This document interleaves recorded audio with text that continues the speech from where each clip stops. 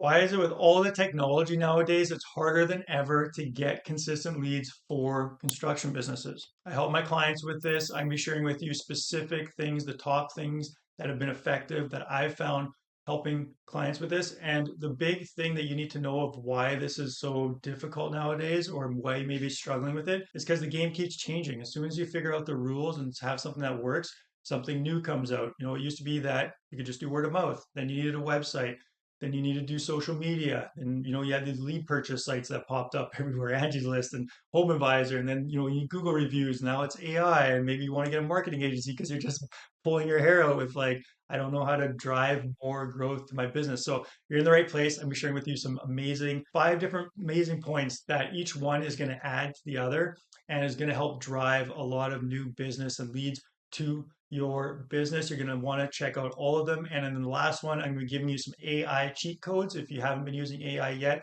or maybe you are. I'm going to be giving you a way that I use personally. I'm going to pull back the curtain and show you specifically how I use AI for marketing to drive more leads. So you're going to want to stay tuned. Let's jump in right now.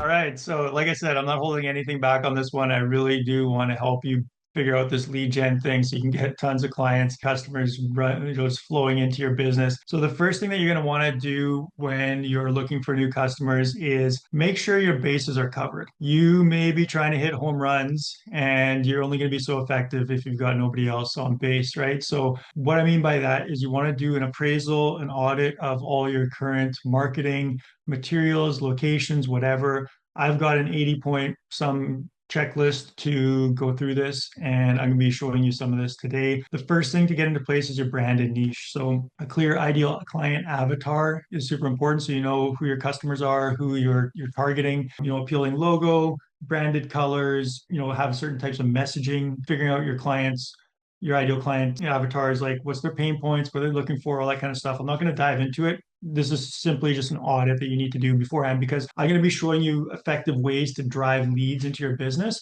But if you don't have the right infrastructure in place as far as like branding standpoint, it's going to be ineffective, right? You could send 100 leads, but if only one of them converts, it's not a really good system. You need to improve your branded side before you throw a lot of leads in there. So website, some of the big stuff there is, it's got to be attractive and mobile friendly, of course. You want to have a lot of backlinks. So this is links from other listing sites and things like that. I'll be showing some of that later.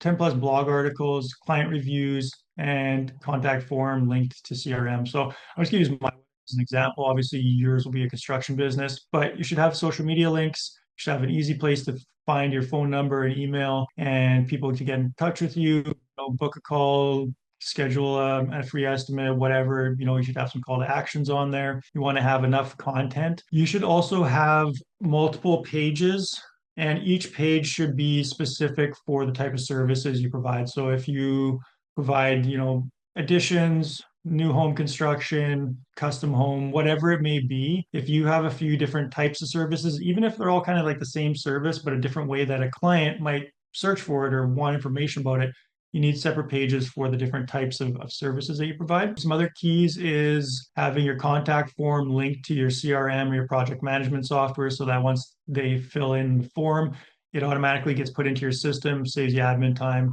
and it helps speed up the whole lead gen process. Having this little chat widget here is really great too. Some people, they don't want to call, they don't want to email, but if this pops up, it's like, oh, it's easy enough. Like, hey, I think, whatever, they can just message you super easy, right? So those are some of the keys for a website. All in all, it should look professional. It doesn't have to be like super modern and amazing with everything, just looking like $1 million. Ideally, you want to cater it to your ideal client. So if you're going after very high-end luxury clients, it should have more of a designer's appeal, depending on, again, your clientele. And it doesn't have to be perfect, but it shouldn't be detrimental to, like, if you're getting a bunch of leads, they go to your website and it just looks like there's nothing there, or it's old or outdated. It's not going to be a good first impression. You're probably having people drop off there. You always want to make sure you have lots of client reviews on your website as well. And you can put a careers page if you want, for people to book in or whatever if they want to apply. But yeah, show some of your projects, people you've worked with. If it's if it's useful, testimonials, lots of stuff like that. And I like to have personal pictures. You don't have to have tons of personal pictures, but if you have like of your guys and your crew and some of yourself or whatever, it hits better with people. I know businesses, some people want to be more private, and you go to the about page and it just kind of talks about the business but doesn't really talk about the person. Or you want to be making sure that you're stating the location you're located in and talking about your team a little bit. Got a good feeling that there's people behind the business. So that's website. Online directories, you just want to go list yourself on a ton of directories. Not going to get into that. It's pretty self-explanatory. Go list yourself everywhere. Google's the big one. Get lots of Google reviews. Social media, this you want to again have your bases covered. This is just the audit portion. I'm going to be diving into like exactly what to do and how to do it and like build SOPs so you don't have to do it anymore. You can get your team to do it. So we're going to be stuff in a bit here. So stay tuned. Right now, I just want to make sure again that you've got your bases covered. So for your social media, branded cover page is good. You could just have a nice picture of like a house you built or whatever service you provide. It doesn't have to be, if it's your personal page, you could have one of your family or whatever, but you should have something that looks friendly, have links to your pages, your location, so a couple links. You don't want to have like 20 links here or even five. Like even three is quite a bit, but I have three because I like to color outside the lines a bit. But one, two links, probably just one to your website is more than enough. And then you're going to have your Facebook page. So that was personal profile. Then you're going to have your Facebook page. Again, have a bit of content, have your links and everything. LinkedIn, same thing. Everything should look similar across all your brands, have the same profile pic, have the same,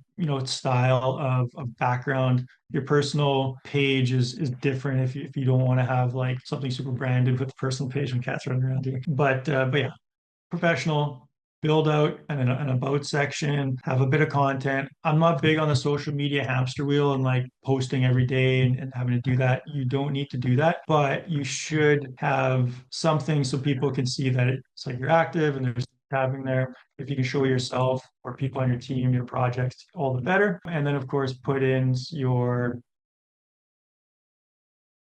excuse me, this kitty is going wild trying to chew and scratch on my microphone. So yeah, you want to have that in place and across all your different socials. So TikTok, Instagram, whatever it may be. I'm going to be showing you a lead gen method in LinkedIn of how you can have your admin start reaching out to build your referral network, which we'll get to in just a bit. Email marketing. For email, I'm going to be showing you how to use ChatGPT to create emails and how I set up a custom GPT for that in a bit. So again, stay tuned. I've got like amazing stuff coming up for you. But right now we're just making sure your bases are covered. So email, subscriber list, just if you don't have email marketing in place, you must have past customers. Even if you've got 10 customers or five customers or your uncle, your brother, and your sister, whatever, get an email list together with a couple people and start building an email list. And then, build a template. So you want to have some sort of templated thing so you can just copy and paste material into there, maybe put some pictures or build some templates so that it doesn't take a lot of time to send out emails. Same thing with social media. Get your bases covered, set up some templates so it's just real easy to have someone else, not yourself, being able to just send out marketing materials and keep this engine going so people are calling you and wanting you to do business with you. Tracking and CRM, that's gets technical, not going to be going into that, but you should at least kind of know where people are coming from and hopefully have some analytics behind all of this so that you can see what's being effective and where how to make tweaks. But that's a little bit, next level. I just want to give you the stuff that's been working for me and my clients. Physical marketing, so truck wrap, decals, make sure you're branded, site signs, put site signs out at the sites where you're building. Door hangers, go through door hangers around the blocks you're working. So when I don't believe in like canvassing random areas. You can if you want, but I would probably put out door hangers like around your house if you're like in the middle of the neighborhood. That could be ideal client and any projects you're doing. So if you're doing a project in a certain area, or if let's say it's a new development, there's no like people living there yet, then like on your drive to there, have your guys go and put door hangers on like kind of the neighboring maybe developments or something like that. Door hangers out, swag, t-shirts for your guys, all that kind of stuff. Business cards, brochures, self-explanatory, but just get your stuff like your physical marketing out there. And the last thing we mentioned is referrals. So referrals are like they can be so huge. As you know, a referral lead is worth like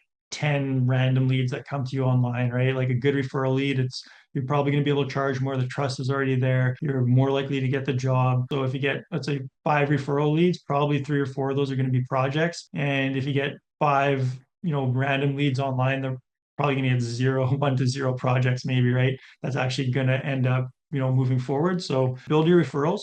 There's a whole like way to do this with clients and asking for referrals and doing great work and all that kind of stuff. I'm not going to go into that you should be able to figure out pretty easily. What I am going to go into is LinkedIn. So on LinkedIn you can search for a lot of different people and you're going to search for them in your area. So if you're a home builder or general contractor, you're going to probably get in touch with architects or realtors or whoever, right? So whatever kind of professional you want to get in contact with, look them up. Here you go. It's naturally going to search by area. I'm in Vancouver, as you can probably gather by now, but it's going to look for people in those areas, right? And not all of them are going to be a fit. Some of them are going to be working for other companies. Maybe we don't want to contact them. We want to contact the owner. Maybe they're not like in the specific, neighborhoods that we service or whatever. You need to define that in a standard operating procedure, which I'm going to show you in just a minute. I'm going to give you exactly how we do this and how you can have your admin person do this. So you can search for them. You can put in the location if you will have like certain locations that you want to like neighbor. You can't search by neighborhood, but like cities or larger like suburbs of cities, you can usually search for locations. From there, you're just going to want to connect, press the connect, and connect with the people that are a good fit. Send that connection request, and you probably want to be connecting with, I mean, you can connect with, I think, 100 people a day. And this is something you're going to get your admin person to do or somebody else on your team. If you have a marketing manager, they can do it. Like virtual assistant is great for this because it's really very simple. They connect. Then you are going to go to your My Network and you can go, I believe, connections and then recently added. It's going to show you all the different recently connected people that you've connected with. And you can essentially message all the ones that have connected with you. So you're going to go, you're going to message them, send them a first message. Again, this is something admin can do. First message is, hey, how's it going? Hey, notice you're a designer. You do some great work. I, checked out your profile. I'd love to connect with you and talk more about building. We have clients who are, need designers or I have clients who are sometimes looking to sell their home before they build their new one. We're looking for realtors, if you're talking with a realtor. So go in with the mindset like you're not reaching out to people just so they can refer stuff to you. You're reaching out to people because you want to build your network and because you can then have someone who you know to send clients to, because the more referrals you give, the more you're going to get. It's that give and take kind of thing. And if you're always just looking to be salesy and see what you can get from people, you're not going to develop a good relationship with them. So plus they don't know you. So it's like you need to be able to offer them something. And by having your branding in place and looking the part, they're going to be like, wow, this looks like a really good business. I should talk to them. Your branding is kind of shitty. They're going to be like, this looks like some, hack job contractor or whatever, right? I'm just going to ignore it. So that is another reason why it helps. This building your power network is huge. It takes a long time and you got to develop those relationships. But when you do, you can have a steady stream of referral work that comes to you day, night. And this is something that's kind of tied, tested, and true, has been working for thousands of years. Like this is the base foundation of any successful entrepreneur, business owner, company, is if you have that base of referrals and you have the system working for you, all that other marketing is going to help drive leads and you want to be doing it to get your name out there. But this can be a really solid base after a couple of years of building this up. All right, so making sense here. Drop in the comments. Let me know, what is your best lead gen method? Where do most of your leads come from? Is it paid advertising? Is it, LinkedIn, social media? Let me know. I'd be very curious where most of your leads coming from. Drop that in the comments. I will respond to you. Maybe I'll help you out if you got any questions as well. All right, so once you've connected with them, you sent them a message. Hopefully, the idea is that you go for coffee with them or you get them on a phone call, Zoom call, and start establishing that relationship. And then you want to set a reminder in your CRM software to follow up with them every 3 months. So every 3 months, give them a call, send them an email. I would suggest calling them and just saying, hey, how's it going? How's business? What's happening? How's life? How's the kids? Whatever, right? Depending on how well you know them. Keep that touch point. That's how you build relationships. All of this is going to go into an SOP. So this is the SOP that I have for this. And it's very easy to provide this to your support staff. I'm just going to run through it. This just outlines pretty much what I explained there on LinkedIn. This is where you're going to put your search terms so the person knows what they're searching for. Could be, engineers, mortgage brokers, anybody, pretty much whoever comes into whoever's earlier in the sales cycle. So if you're building new homes, they're going to be talking with a mortgage broker. They're going to be talking maybe like a land developer, real estate, agent to purchase land or a house to tear down. Who are they going to be talking to from a business standpoint that comes before they would reach out to you as the builder, or if you do design build, designers, architects, all this kind of stuff, right? So that's who you want to be connecting with ideally. They're going to put the list in the CRM.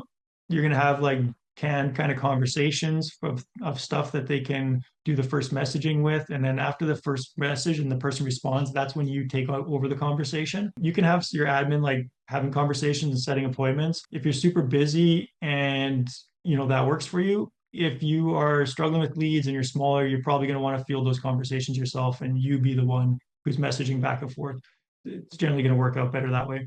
If you can't get a hold of them on LinkedIn because some people just aren't active or they're not responding, you can send them an email, find their email address, go to their website, whatever it may be. So we got some emails in there, and then just some best practices. In a SOP, it's one thing to list all the steps, but you also want to have some knowledge sections. So if you found a good video, like YouTube video explaining some of this stuff online, put the YouTube video in the SOP document. If you found like a good blog article, copy some of the best, points of the blog article, put it in your SOP or copy the link so that whoever is doing this also has that background knowledge of how to do it. So making sense, I'm hoping this is like hitting the mark for you. With all of my type of lead gen stuff, I always want to be thinking like, how can I build a system around this, right? So that I can be the most effective, but not have to get tied up in the details. And you always want to be building SOPs and systems around. So, all right, now we're getting right to the end here, and I'm going to be sharing with you, pulling back the curtain on ChatGPT. ChatGPT will be a game changer for your content strategy. It can write emails, it can write